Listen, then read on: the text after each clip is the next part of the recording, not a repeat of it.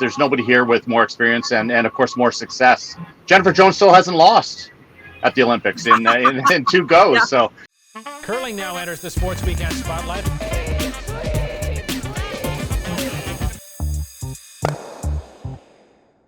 We're now getting into the flow of things, Bruce. A couple of draws in for both the men and women. What's standing out? What surprises you, and what do you like about the Canadian performances so far? You know, the Jennifer Jones story is really cool. I had a friend today call me and say, "Is she really that happy?" She's really that happy. And she was kind enough before the games, Devin, to allow me to have about an hour-long phone call. She pulled over to the side of a highway somewhere, and we chatted. And I'm going to read you what she said. She had a line that just stuck with me. She said, "The older you get, the more it means." Simple as that. And here she is, knowing that this very well could be her last kick at this. You never know, but it could be. And so I think she's determined to make the most of this. And she really is that happy. She was that happy in Sochi. She's that happy here.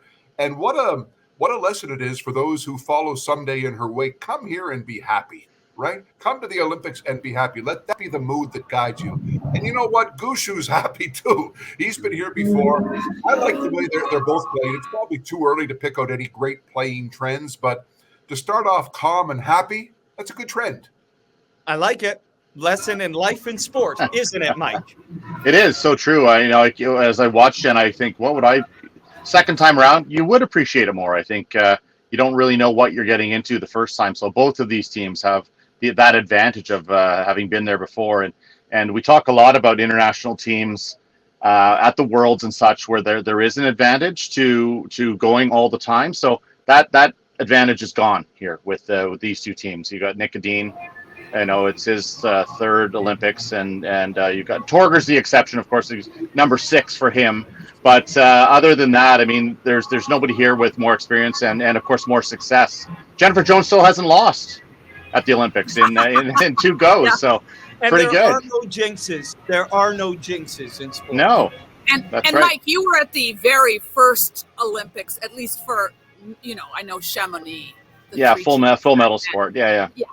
So you were a trailblazer. We'll go with that, yeah. Yeah, the expectations for the entire country. I think all curling fans have woken up and smelled the coffee to realize the world's caught up. It was much different.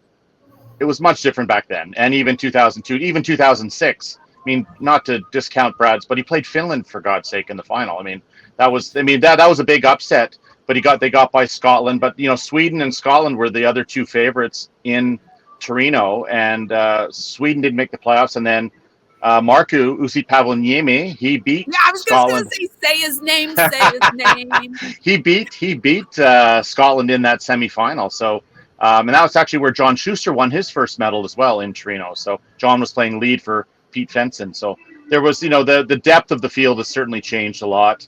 That's really the big thing. And then, of course, we talk about the women's field. We talk about all the time how deep it is. And Jen got by the Olympic silver medalists.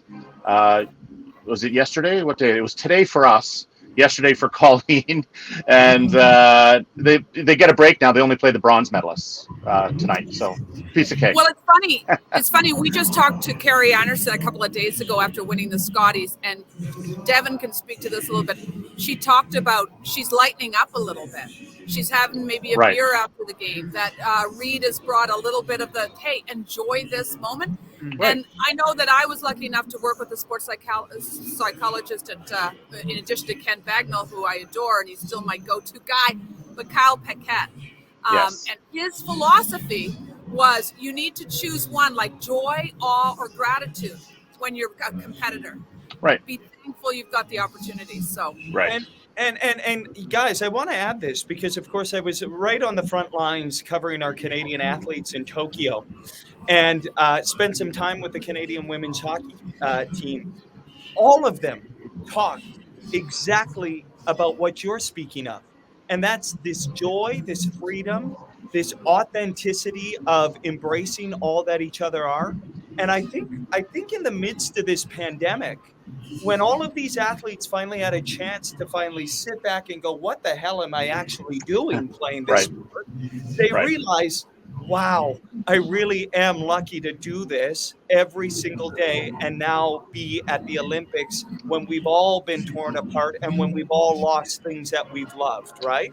Right, exactly. And I think that's what the pandemic has done for everyone on basically any level, not just Olympic level sport, but happy to go for a walk, happy to get out see your family, happy for a hug, that you haven't seen your friends in a long time. So yeah, joy is a good way to go. I'm gonna use that theme just to do a little segue to the Team USA. I'm gonna give a little shout out to Chris Plies and his family. They run a thing called Project Joy in the Duluth area, in memory of his dad, who he lost about 10 years ago now to cancer. But he and his family feed undernourished, underprivileged kids in the Duluth area. I'm gonna put a link on my Twitter feed to their program, and Chris and his family do great things in the Duluth area. So more joy for people in the curling world, and we've got two great teams coming up. Even though it's a non-Canadian game, it's a great one to tune into. Great Britain and the US, and should be a good matchup. Can I give another shout out to Team USA? They brought me their peanut butter. Oh, amazing! Right there, you go. They smuggled it out of the athletes' village. Because I could use a little. I should have packed it.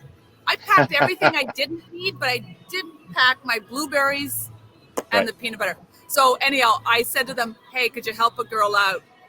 Thank you. Did you see the tweet from Emily Dwyer? Do you know Emily, Devin? Who she runs media relations at the World Curling Federation, and she sent a great tweet out where all the journalists who don't normally cover curling were just stunned by how nice and happy all the curlers were. So I thought that was a nice touch as well. So joy's a good theme for today. Sing it from the Emily's rooftops. a club mate. That is a curling world.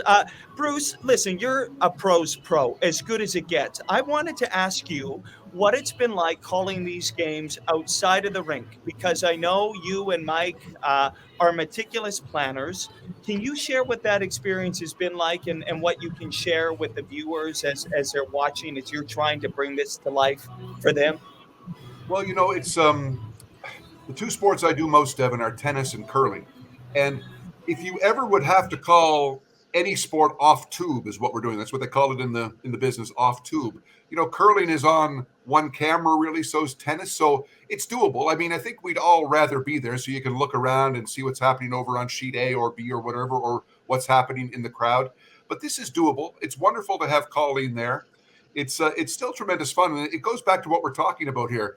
It's what you make of it. And if you want to talk about joy here, let's boil this down to the bare essentials. These athletes, all of these athletes, have played these sports their entire lives, and now they are at the Olympic Games. So if that's your bare mission statement, you're playing a sport that you love and you're now at the Olympic Games, that in essence is joy.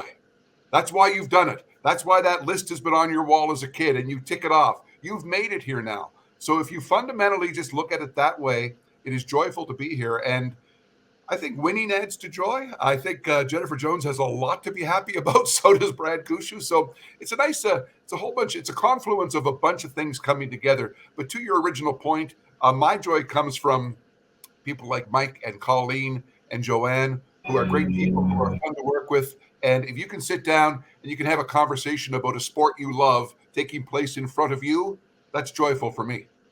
Well, I can tell you, not having the three of you here and Joanne I'm on a little island here, and I miss y'all. I miss running for the bus with you. Yeah, we met. And the stories, the late night bus rides. Wild stories, yeah. Wild. I remember when we were in Pyeongchang, there were a couple of bus rides that I recall. We didn't essentially like the bus, but we wanted the bus ride to be longer because we were all laughing so hard. So. Yeah, I mean, you missed that, Devin, but you obviously, you make the best of it. Let's go back to, we are covering the Olympic Games, okay? Mm-hmm. The Olympic Games. We didn't even talk about the matchup today. No, but go back 40 years for all of us when we were all kids. We would have taken this, and you're going to cover the Olympics in 30 or 40 years? Sign me up. Right. True enough.